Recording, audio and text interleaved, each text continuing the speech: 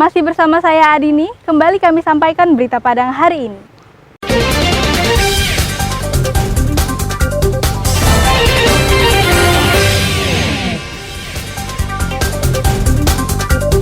Seorang pria gae dan seorang wartawan media daring ditangkap polisi Dharmasraya karena mengedarkan sabu-sabu. Pria pengangguran ditangkap polisi Pasaman Barat karena mengedarkan sabu-sabu. Sebagian besar korban banjir bandang Merapi telah teridentifikasi oleh tim DVI Polda Sumbar.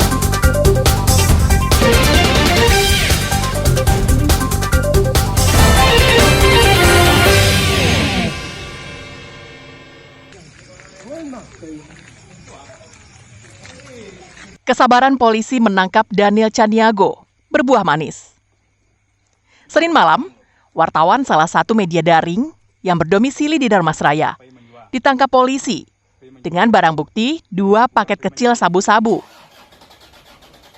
Daniel sang wartawan pun tak bisa berkutik karena polisi menangkapnya saat sedang bertransaksi dengan seorang pria gae, Herdia Mika alias Edi Wong, yang berusia 62 tahun di Nagari 4 Koto, Pulau Punjung, Dharmasraya. Keberhasilan penangkapan ini berdasarkan laporan masyarakat tentang adanya transaksi narkoba. Polisi yang telah lama menjadikan Daniel sebagai target operasi langsung bergerak. Saat ditangkap, mereka berdua tak bisa mengelak dan mengakui jika 2 paket sabu-sabu yang ditemukan polisi adalah milik mereka yang akan dikonsumsi. Tim Satres Narkoba Polres Dharmasraya di bawah pimpinan AKP Resmar Desa telah berhasil menangkap 2 orang. 2 orang tersangka yang diduga pengedar sabu-sabu. Kebetulan memang dari salah seorang tersebut ada oknum wartawan online yang berinisial DN dan rekannya bernama EW. Selain 2 paket kecil sabu-sabu dan peralatan untuk mengonsumsinya, polisi juga menyita sebuah telepon genggam milik Daniel. Barang sitaan ini akan dijadikan polisi sebagai barang bukti.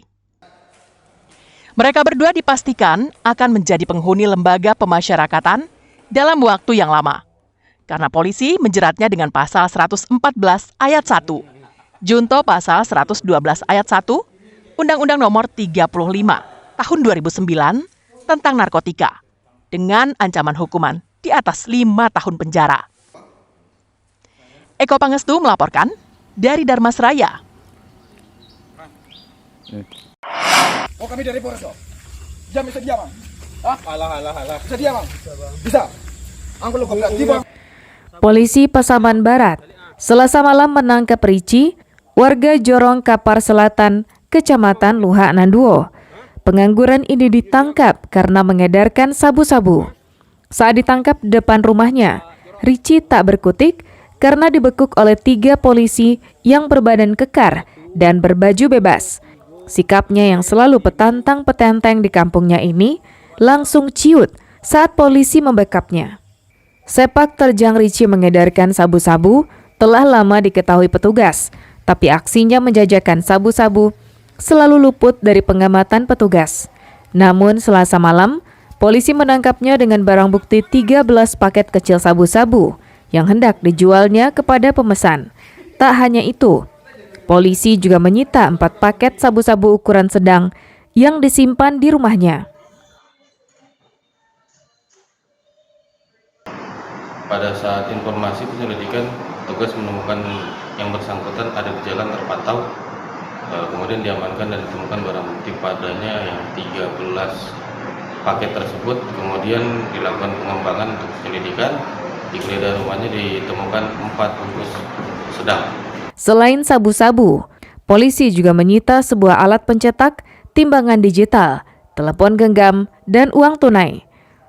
Saat ini Rici masih diperiksa polisi secara intensif di Mapolres Pasaman Barat. Polisi ingin mengetahui sepak terjangnya dalam peredaran sabu-sabu. Semua barang yang disita dijadikan polisi sebagai barang bukti.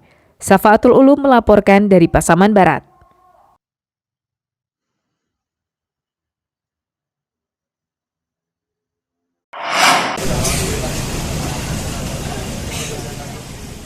Tim Disaster Victim Identification Polda Sumbar telah mengidentifikasi 28 korban banjir bandang Marapi.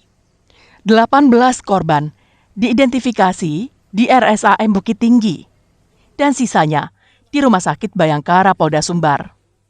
Di RSAM Bukit Tinggi ini, petugas mengidentifikasi korban yang berasal dari Agam dan poskonya telah dibubarkan pada Senin lalu atau 2 hari pasca bencana banjir bandang. Hal itu disebabkan karena semua korban tewas telah dijemput keluarga masing-masing. Sejak Selasa lalu, pos antemortem dan postmortem dipindahkan ke Rumah Sakit Bayangkara Polda Sumbar dan sekaligus menjadi posko.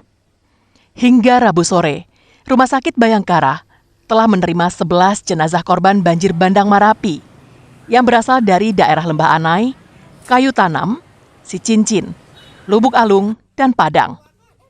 Jenazah ini merupakan korban yang terseret arus Batang Lurah dan Sungai Batang Anai yang ditemukan warga di sepanjang aliran sungai itu hingga ke laut di lepas pantai Padang. Sediakan tim sebanyak 20 personil yang akan berputar menjaga mengumpulkan data sebanyak mungkin di posko antemortem. Saat ini kami sudah menerima 11 jenazah yang ada di Rumah Sakit Bayangkara 33 Padang. Dari 11 jenazah kami sudah berhasil mengidentifikasi sebanyak 10 jenazah yang sudah kami berikan kepada pihak keluarga. Tinggal 1 jenazah, kemungkinan hari ini kami menunggu pihak keluarga untuk datang ke Rumah Sakit Bayangkara 33 Padang. Untuk menangani posko postmortem dan antemortem ini, pengelola Rumah Sakit Bayangkara Polda Sumbar menugaskan secara khusus 20 petugas terlatih yang siaga 24 jam. Saat ini hanya tersisa 1 jenazah korban banjir bandang di Rumah Sakit Bayangkara Polda Sumatera Barat yang belum diketahui identitasnya karena petugas menerima jenazah yang tidak utuh. Untuk mengenalinya, petugas masih menunggu keluarga korban untuk diambil contoh DNA-nya dan dicocokkan dengan DNA korban. Robiham melaporkan dari Padang.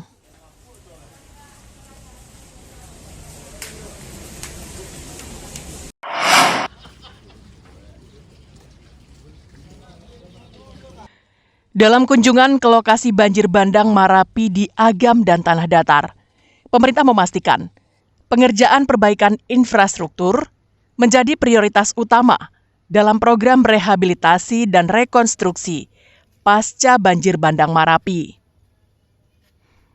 Hal ini dikatakan Kepala Badan Nasional Penanggulangan Bencana Suharyanto pada kunjungannya ke lokasi banjir bandang Marapi di Agam dan Tanah Datar.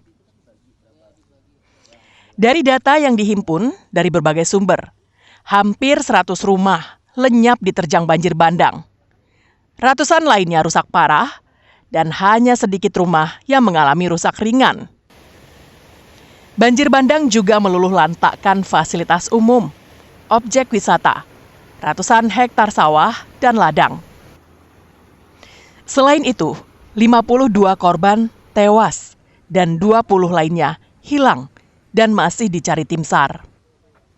Namun dampak yang paling dirasakan warga Sumatera Barat adalah amblesnya jalan lintas nasional ruas Padang Bukit Tinggi yang putus total di kilometer 64+200.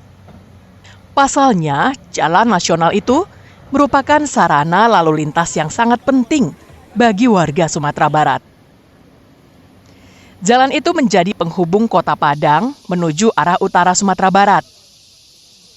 Akibat putusnya jalan itu, pengemudi harus melalui jalan alternatif yang sangat berisiko. Jika melewati Sitinjau Lawi dan Malala, maka risiko tertimbun longsor menjadi ancaman serius bagi pengguna jalan. Infrastruktur ini diperbaiki dulu secara maksimal. Apa kira-kira supaya kehidupan masyarakat ini kembali normal. Yang kedua adalah masyarakat terdampaknya itu yang sekarang hilang, yang sekarang meninggal, yang sekarang mengungsi, itu harus benar-benar dijamin betul kebutuhan dasarnya terpenuhi. Warga berharap pemerintah pusat dan pemerintah provinsi menanggapi tahapan rehabilitasi dan rekonstruksi ini dengan serius, terutama pemulihan jalan nasional yang ambles di daerah Lembah Anai. Tim Liputan Berita Padang melaporkan.